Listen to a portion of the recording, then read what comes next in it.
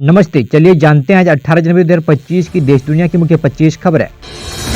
प्रधानमंत्री नरेंद्र मोदी ने Bharat mobility global expo का उद्घाटन किया। दिल्ली के प्रगति मैदान स्थित भारत मंडपम में आयोजित इस एक्सपो में विश्व की जानी मानी ऑटोमोटिव और मोबिलिटी कंपनियां हिस्सा ले रही है।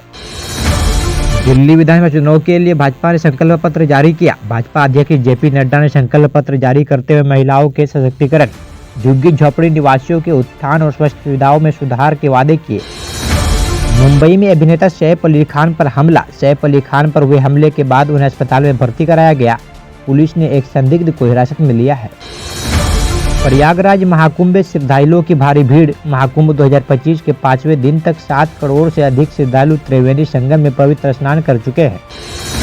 दिल्ली एनसीआर में घना कोहरा। राष्ट्रीय राजधानी में घने कोहरे के कारण हवाई और रेल यातायात प्रभावित हुआ।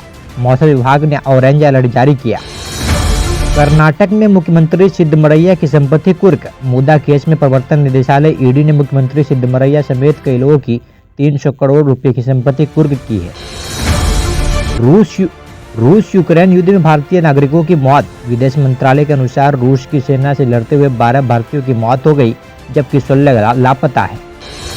वंदे भारत स्लीपर ट्रेन का सफल परीक्षण। अहमदाबाद से मुंबई सेंट्रल टर्मिनल के बीच वंदे भारत स्लीपर ट्रेन का ट्रायल रन सफलतापूर्वक हुआ, जिसमें ट्रेन ने अधिकतम 130 किलोमीटर घंटे की रफ्तार पकड़ी।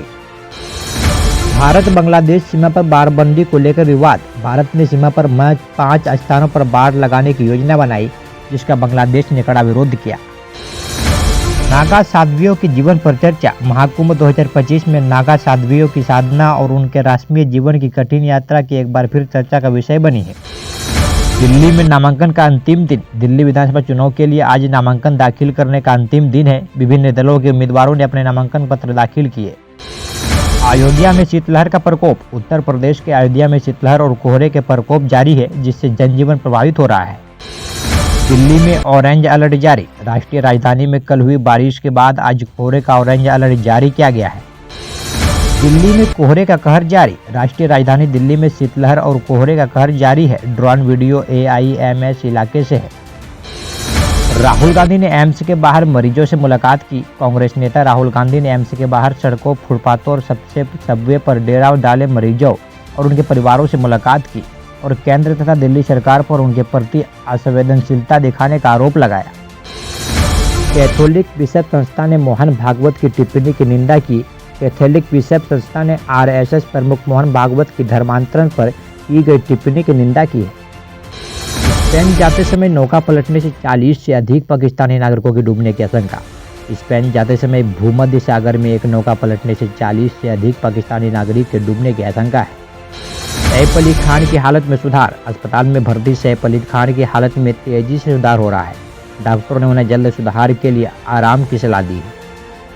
प्रधानमंत्री मोदी ने ऑटोमोबाइल उद्योग की सराहना की। प्रधानमंत्री नरेंद्र मोदी ने भारत मोबिलिटी ग्लोबल एक्सपो 2025 के उद्घाटन के दौरान भारत के मोटर वाहन उद्योग की वार्षिक वृद्धि और निर्यात में वृद्धि की सराहना की। रेलवे ने शीतलहर को देखते हुए स्पेशल ट्रेनों का ऐलान किया। यात्रियों की सुविधा के लिए उत्तर भारत में ठंड के चलते रेलवे ने नई स्पेशल ट्रेनों की चलाने की घोषणा की। झारखंड सरकार ने किसान राहत योजना की घोषणा की। राज्य के मुख्यमंत्री ने सूखे से प्रभावित किसानों को आर्थिक सहायता प्रदान करने की नई योजना शुरू की। दिल्ली में स्कूलों का समय बदला। कोहरे और ठंड को देखते हुए दिल्ली सरकार ने स्कूलों का समय सुबह 10 बजे से शुरू करने का आदेश दिया।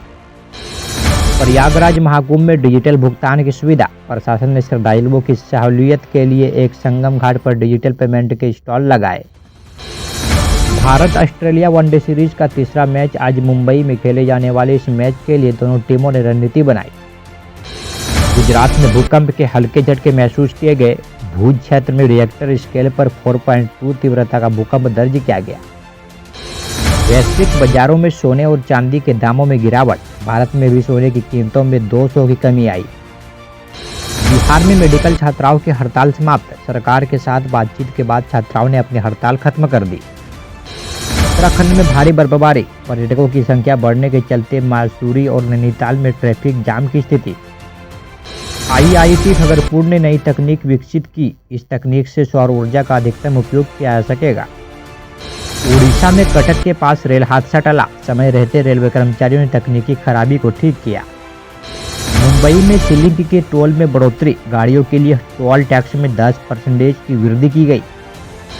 भारत ने पाकिस्तान को कड़ा जवाब दिया, विदेश मंत्रालय ने सीमा पार से होने वाली आतंकी गतिविधियों पर आपत्ति जताई।